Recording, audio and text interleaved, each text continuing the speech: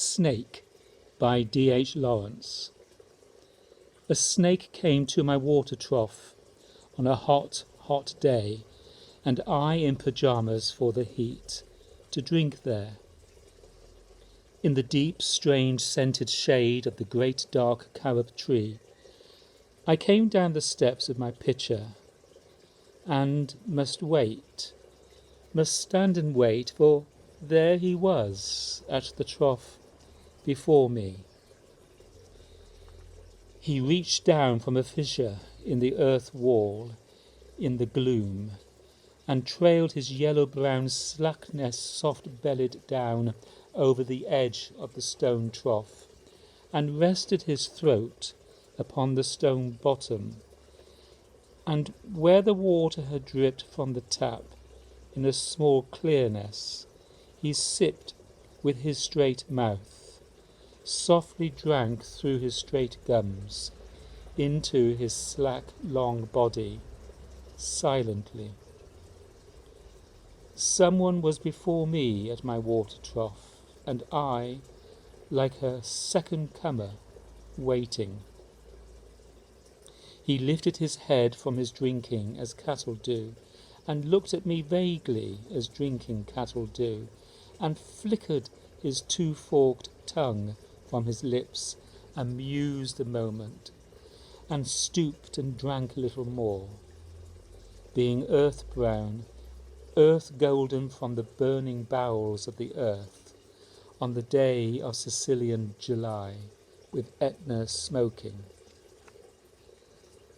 The voice of my education said to me he must be killed, for in Sicily the black snakes are innocent, the gold are venomous.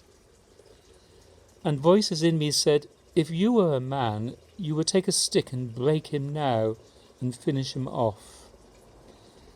But must I confess how I liked him, how glad I was he had come like a guest, in quiet, to drink at my water trough, and depart peaceful, pacified, and thankless into the burning bowels of this earth.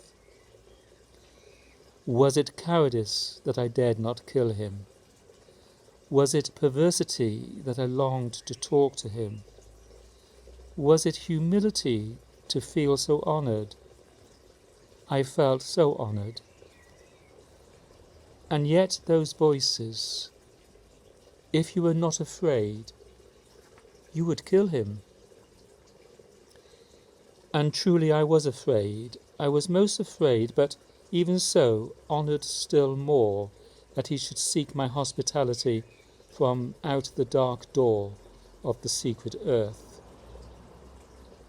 He drank enough and lifted his head dreamily as one who has drunken, and flickered his tongue like a forked knight on the air so black, seeming to lick his lips, and looked around like a god, unseeing, into the air, and slowly turned his head, and slowly, very slowly, as if thrice a dream, proceeded to draw his slow length curving round and climb again the broken bank of my wall face.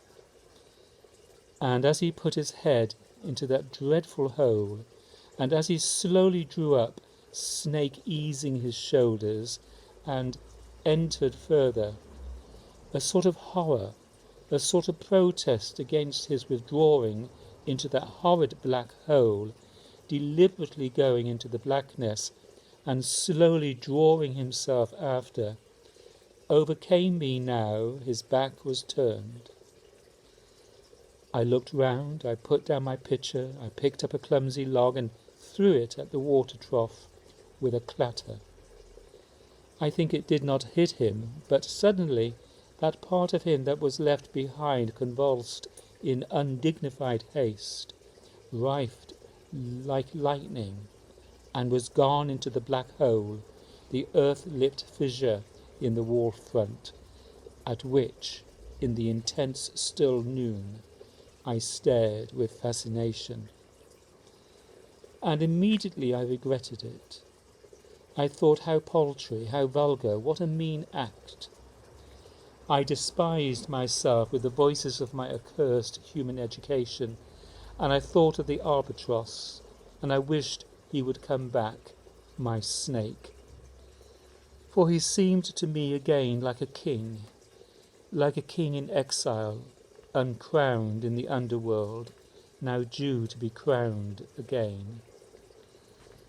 And so I missed my chance with one of the lords of life, and I have something to expiate, a pettiness.